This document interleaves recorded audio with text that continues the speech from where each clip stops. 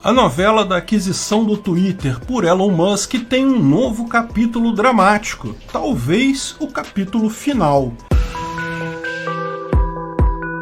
Esse é o Visão Libertária, sua fonte de informações descentralizadas e distribuídas. No início de 2022, o multimilionário Elon Musk, dono da Tesla, da SpaceX, da Starlink e mais uma penca de grandes empresas por aí, parecia empenhado em comprar o Twitter. Hoje, porém, a empresa de advogados que representa Elon Musk apresentou documentos na SEC, a comissão americana que regulamenta esse tipo de aquisição, denunciando violações do acordo por parte do Twitter e, com base nisso, a desistência de Elon Musk deste acordo. Elon Musk não vai mais comprar o Twitter. Na visão dos advogados do Elon Musk, o Twitter está em quebra material de diversos pontos do acordo original, e por isso Elon Musk está no direito de encerrar o acordo sem punição de seu lado. Ao contrário do que aconteceu inicialmente nesse processo, em que Elon Musk queria comprar o Twitter, mas o Twitter não queria ser comprado, agora a coisa se inverteu. O board de diretores do Twitter disse que vai entrar na justiça para obrigar Elon Musk a cumprir o acordo e comprar o Twitter, ou pagar a multa de $1 bilhão prevista para quebra no acordo. Mas afinal, quais foram essas razões alegadas pelos advogados de Elon Musk? Quais foram essas falhas materiais? Basicamente foram 5 elementos listados pelos advogados, mas a maioria deles, 4 deles, são baseados em um único ponto: a forma como o Twitter identifica contas de spam ou falsas. Veja, contas robô não necessariamente são erradas, existem várias contas automatizadas no Twitter que são legítimas, mas contas falsas e contas de spam, em última análise, não deveriam contar para a publicidade. O primeiro ponto alega que, apesar de aceitar entregar todos os dados do Twitter para uma auditoria independente, o Twitter, até este momento, não entregou todos os dados que o Elon Musk queria para poder proceder uma avaliação independente do percentual de contas falsas ou de spam.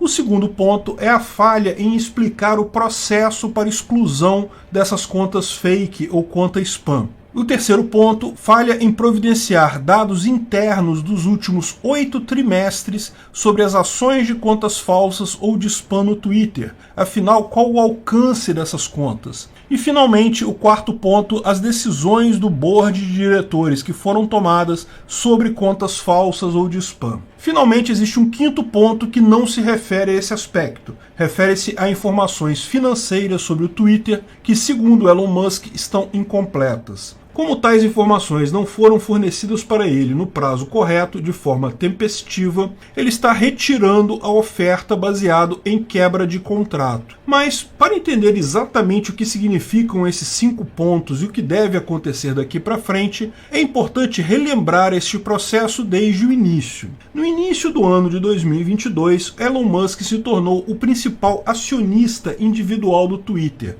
O percentual total de ações dele era de apenas 9,2% das ações, mas ainda assim era o maior acionista. Para comparação, Jack Dorsey, o fundador do Twitter, que era o segundo maior acionista individual, tinha apenas 2,5% das ações. Ao se tornar o maior acionista da empresa, Elon Musk começou publicamente a falar contra a política de censura direcionada contra os conservadores, contra a direita da esquerda. Particularmente no dia 25 de março de 2022, ele fez uma pesquisa no próprio Twitter perguntando: liberdade de expressão é essencial para uma democracia funcional. Você acredita que o Twitter adere rigorosamente a esse princípio? Uma pesquisa que teve resultado de 70% das pessoas dizendo que não, o Twitter não adere à liberdade de expressão. Aparentemente, ele fez isso em resposta ao banimento de Seth Dillon, o criador e dono do site Babylon Bee, um site satírico conservador cristão que havia sido banido no dia 21 de março, poucos dias antes. O site Babylon Bee havia colocado uma história satírica, como todas as demais, que falava que eles haviam premiado Raquel Levine com o título de Homem do Ano. No início de março de 2022, o governo Biden decidiu nomear Raquel para a Secretaria de Saúde devido a seus esforços na luta contra a pandemia. O governo Biden enumerou um monte de motivos para alçar Raquel ao posto em questão, o que foi ridicularizado pelo Babylon Bee na premiação de Homem do Ano. Mas, se a coisa começou por aí, se tornou muito mais séria nos dias seguintes. Como maior acionista e uma figura pública importante, o board do Twitter ofereceu a Elon Musk um posto de diretor no Twitter. Porém, Elon Musk percebeu que não poderia fazer nenhuma mudança real nessa situação. Então, no dia 4 de abril de 2022, ele mudou de estratégia, descartou o acordo para se tornar membro do conselho e, ao contrário, anunciou que iria fazer uma oferta pública para comprar o Twitter e transformá-lo numa empresa fechada. Isso tudo com o objetivo de reforçar a liberdade de expressão e, nas palavras dele, retirar o direcionamento claramente à esquerda que havia nos processos de banimento. Num primeiro momento, a oferta foi recebida pelo board do Twitter com total desprezo. O board sequer queria analisar a oferta. Funcionários do Twitter arrancaram as calcinhas pela cabeça de desespero ao saber que seriam funcionários do Elon Musk. A mídia tradicional socialista criticou demais essa compra. De repente se deu conta de como uma rede social poderia influir numa eleição democrática. De uma hora para outra, comentaristas políticos esquerdistas que não emitiram uma única palavra quando o Twitter ocultou descaradamente a notícia sobre o notebook do Hunter Biden às vésperas da eleição de 2020, começaram a perceber como era um absurdo uma empresa ter tanto poder assim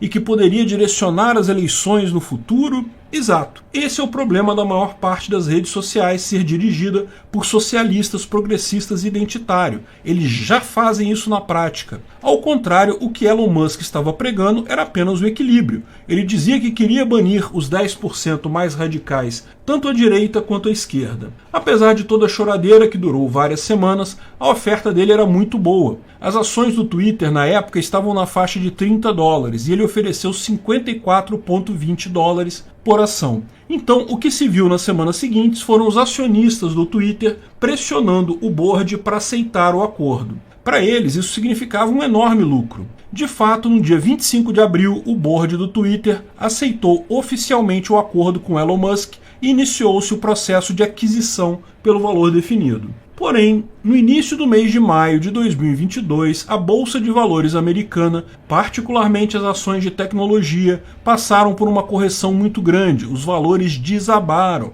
As ações do Twitter não acompanharam as outras ações na baixa por um motivo simples. Havia a garantia que Elon Musk compraria essas ações por $54. O resto da bolsa foi um banho de sangue. Porém, Musk deve ter pensado: o valor que eu ofereci agora está caro. O Twitter não vale mais tanto assim. Então, no dia 13 de maio, ele suspendeu o processo alegando justamente o número de contas falsas ou de spam do Twitter, que seria maior do que os 5% alardeados pela empresa. Veja, como eu falei na época e mantenho isso agora, o que ele quer é negociar o valor, ele quer uma diminuição no valor. E na época ele deu um nó tático no Twitter. Ele falou para a imprensa que iria fazer uma auditoria independente, iria escolher 100 contas aleatoriamente e iria verificar se elas eram verdadeiras ou de spam. A imprensa, doida para defender o Twitter e criticar Elon Musk, imediatamente tratou isso como um absurdo. Especialistas de estatística deram depoimentos em jornais criticando essa forma de avaliação,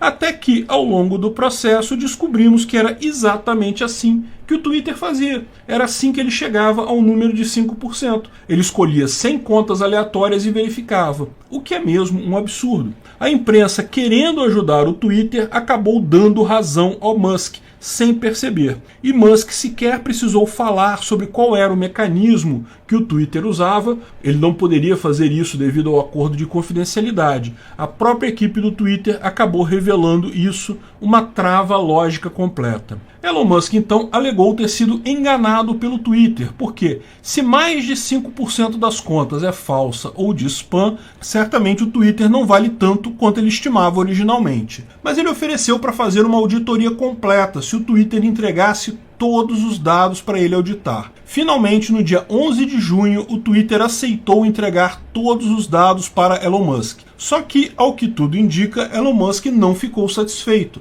Os dados que foram entregues não eram tão completos assim. O que parece lógico aqui é que Elon Musk quer um desconto. Ele vai comprar o Twitter, mas quer pagar menos que o acordado devido à diminuição na bolsa de valores das empresas de tecnologia. Imagino que muita negociação aconteceu nos bastidores nesse meio tempo, mas o Twitter deve ter ficado inflexível quanto ao preço, então Musk simplesmente sinalizou o cancelamento da coisa toda. A ação do Twitter neste momento deve estar em queda livre, mas talvez, apenas talvez, acabem fechando um novo acordo em novos termos definidos por Elon Musk. Como um amante da liberdade da expressão, não deixe de ficar decepcionado. Seria certamente uma mudança substancial um Twitter isento. Reconheço que Elon Musk, de certa forma, já fez um papel muito importante aqui ao expor a tendência do Twitter, mas poderia ser muito melhor. Enfim, vamos acompanhar os próximos passos. Oficialmente, o acordo acabou, mas ainda tem alguma esperança que ele possa reaver em alguma negociação por aí.